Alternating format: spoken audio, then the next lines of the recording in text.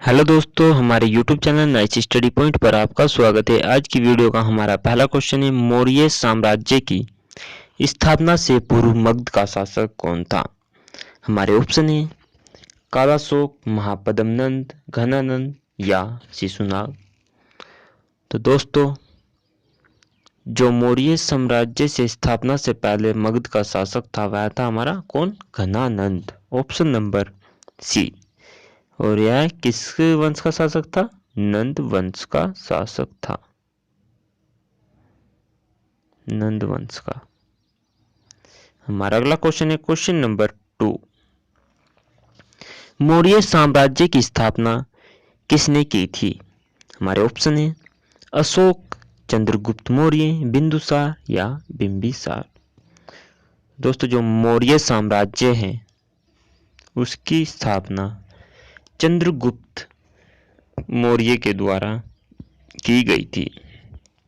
Option number B.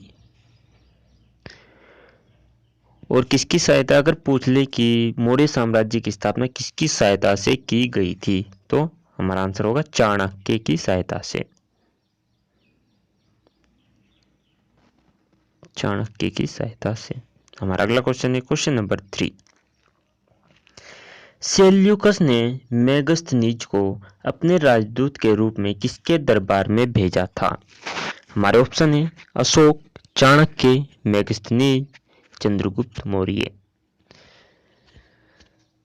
तो दोस्तों, जो सेल्यूकस ने मेगस्थनीज को अपने राजदूत के रूप में किसके दरबार में भेजा था, वो भेजा था चंद्रगुप्त मौर्य के दरबार में। ऑप्शन नंबर डी हमारा सही हो जाएगा। हमारा अगला क्वेश्चन है क्वेश्चन नंबर 4। मौर्य साम्राज्य की राजधानी क्या थी। हमारे ऑप्शन है पाटलिपुत्र, तक्षशिला, पैठन या नोटा।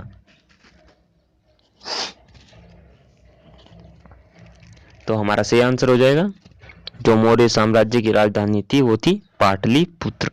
Option number A. हमारा अगला क्वेश्चन है क्वेश्चन नंबर 5। सेंड्रोकोट्स की पहचान चंद्रगुप्त के रूप में सर्वप्रथम किसने की थी। हमारे ऑप्शन है William Bentinck, Sikandar, William Jones या सेल्यूकस। तो हमारा सही आंसर हो जाएगा, जो सेंड्रोकोट्स की पहचान थी जो चंद्रगुप्त के रूप में सबसे पहले विलियम जोन्स ने की थी। Option number C. हमारा अगला क्वेश्चन है क्वेश्चन नंबर 6। अमित्रघात के नाम से किसको जाना जाता है। हमारे ऑप्शन है सेल्यूकस, बिंदुसार, मेगस्थनीज या चंद्रगुप्त। तो दोस्तों, अमित्रघात के नाम से बिंदुसार को जाना जाता है। हमारा ऑप्शन नंबर बी सही हो जाएगा। हमारा अगला क्वेश्चन है क्वेश्चन नंबर 7। बिंदुसार का शासन कब से कब तक रहा। तो दोस्तों, जो बिंदुसार का शासन है वो 298 ईसा पूर्व से 272 ईसा पूर्व तक रहा था। ऑप्शन नंबर ए 298 से 272 ईसा पूर्व। हमारा अगला क्वेश्चन है क्वेश्चन नंबर 8।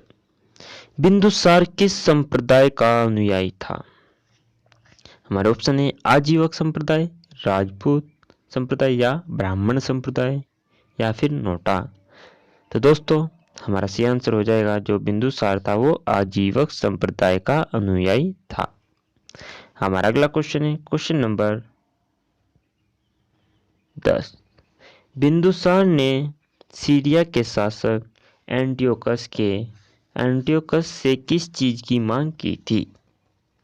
हमारे ऑप्शन है अंजीर, मदिरा, एक दार्शनिक या ये सभी। तो दोस्तों, जो बिंदुसार था उसने सीरिया के शासक एंटियोकस से इन सभी चीजों की मांग की थी। उसने अंजीर, मदिरा और एक दार्शनिक की मांग की थी। हमारा अगला क्वेश्चन है क्वेश्चन नंबर 11। चाणक्य ने किस ग्रंथ की रचना की। विज्ञान, गणित, हिंदी या अर्थशास्त्र। तो दोस्तों हमारा सही आंसर हो जाएगा अर्थशास्त्र। चाणक्य ने अर्थशास्त्र की रचना की थी। Option number D. हमारा अगला क्वेश्चन है क्वेश्चन नंबर 12। अशोक का कार्यकाल कब से कब तक रहा था? तो दोस्तों जो अशोक का कार्यकाल है वो 273 ईसा पूर्व से 236 ईसा पूर्व तक रहा था। ऑप्शन नंबर 273 से 236 ईसा पूर्व, ऑप्शन नंबर ए 273 से 236 ईसा पूर्व। हमारा अगला क्वेश्चन है क्वेश्चन नंबर 13। अशोक ने कलिंग पर आक्रमण कब किया था? हमारे ऑप्शन है 221 ईसा पूर्व, 270 ईसा पूर्व, 261 ईसा पूर्व या 360 ईसा पूर्व। दोस्तों हमारा सी आंसर हो जाएगा 261 ईसा पूर्व। जो अशोक ने कलिंग पर आक्रमण किया था वो 261 ईसा पूर्व में किया था, अपने शासन के 8वें वर्ष। और उसे क्या कर लिया था? जीत भी लिया था। हमारा अगला क्वेश्चन है क्वेश्चन नंबर 14। अशोक ने किससे प्रभावित होकर बौद्ध धर्म को अपनाया था? हमारे ऑप्शन है सुबोध, घनानंद, विलियम जोन्स या निग्रोध। तो दोस्तों अशोक ने जो है किससे? निग्रोध से प्रभावित होकर बौद्ध धर्म को अपनाया था। हमारा जो सही आंसर है वो है ऑप्शन नंबर डी। और निग्रोध क्या था? अशोक के भाई सुमन का पुत्र था। वह सुमन का पुत्र।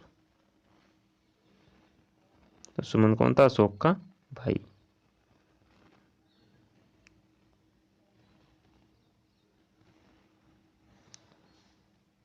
हमारा अगला क्वेश्चन है क्वेश्चन नंबर 15। सेल्यूकस कौन था? हमारे ऑप्शन है सिकंदर का कवि, सिकंदर का सेनापति या सिकंदर का सलाहकार। तो जो सेल्यूकस था वो सिकंदर का सेनापति था। Option number B correct. हमारा अगला क्वेश्चन है क्वेश्चन नंबर 16। इंडिका पुस्तक की रचना किसने की थी? मैगस्थनीज ने, चंद्रगुप्त मौर्य ने, घनानंद ने या विलियम जोन्स ने। तो दोस्तों जो इंडिका पुस्तक है जो उसकी रचना मैगस्थनीज ने की थी। Option number A.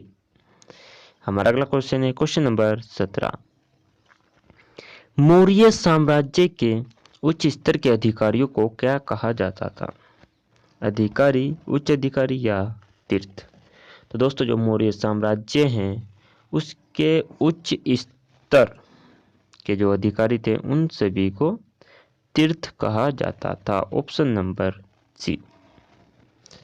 हमारा अगला क्वेश्चन है और जो इनकी संख्या थी वो कितनी थी? 18 बताई गई है।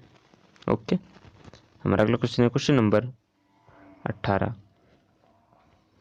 अशोक के शिलालेखों का पता सर्वप्रथम किसने लगाया था? बिंदुसार ने, जेम्स प्रिंसिप ने, विलियम जोन्स ने, टी पेंथेलर ने। तो दोस्तों जो अशोक के शिलालेख है उनका पता सबसे पहले टी पेंथेलर ने लगाया था। Option number D. हमारा अगला क्वेश्चन है क्वेश्चन नंबर 19।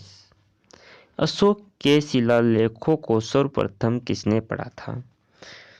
हमारे ऑप्शन है बिंदुसार ने, जेम्स प्रिंसिप ने या विलियम जोन्स या फिर नोटा।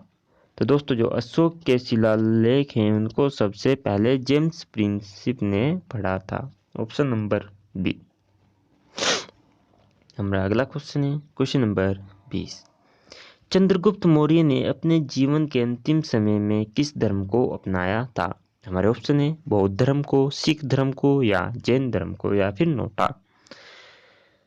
तो दोस्तों जो चंद्रगुप्त मौर्य है उसने अपने जीवन के अंतिम समय में जो धर्म अपनाया था वो था जैन धर्म। Option number C. हमारा अगला क्वेश्चन है क्वेश्चन नंबर 21। मौर्य काल में शिक्षा का सबसे बड़ा केंद्र था, क्या था वो? हमारे ऑप्शन है गुरुकुल विश्वविद्यालय, तक्षशिला विश्वविद्यालय, कुमायूं विश्वविद्यालय या नोटा। तो दोस्तों मौर्य काल में शिक्षा का सबसे बड़ा केंद्र तक्षशिला विश्वविद्यालय था? Option number B. हमारा अगला क्वेश्चन है क्वेश्चन नंबर 22। चंद्रगुप्त मौर्य ने किस पहाड़ी पर अपने प्राण त्यागे थे?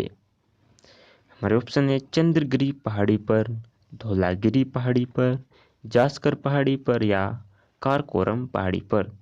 दोस्तों, जो चंद्रगुप्त मौर्य हैं उन्होंने अपने प्राण चंद्रगिरी पहाड़ी पर त्यागे थे। ऑप्शन नंबर ए, चंद्रगिरी पहाड़ी पर। और कब? श्रावण बेलगोला मैसूर में पड़ता है, जो उसके अनशन के दौरान उनकी मृत्यु हुई थी 298 ईसा पूर्व में। कहाँ पर? मैसूर।